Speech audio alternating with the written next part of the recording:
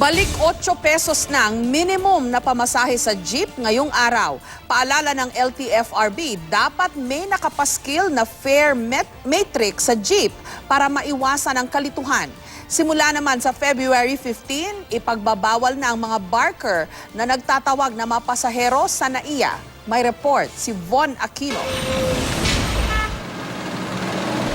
Epektibo na ngayong araw ang taas pasahe sa mga pampasaherong jeep sa Metro Manila, Central Luzon, Calabarzon at Mimaropa.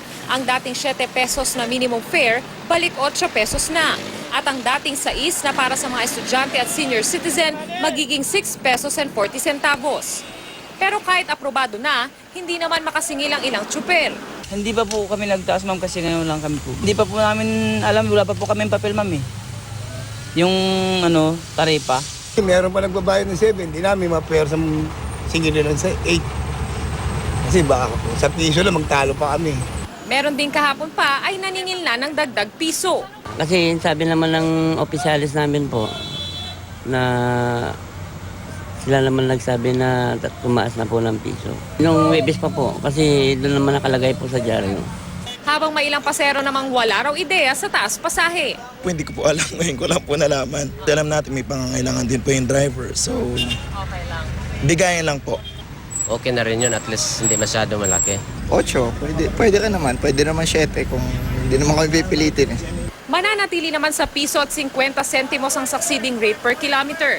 Mahigpit na paalala ng LTFRB sa mga jeepney driver. Palagi ang ipaskil sa loob ng sasakyan ng tamang fare matrix para maiwasan ang kalituhan.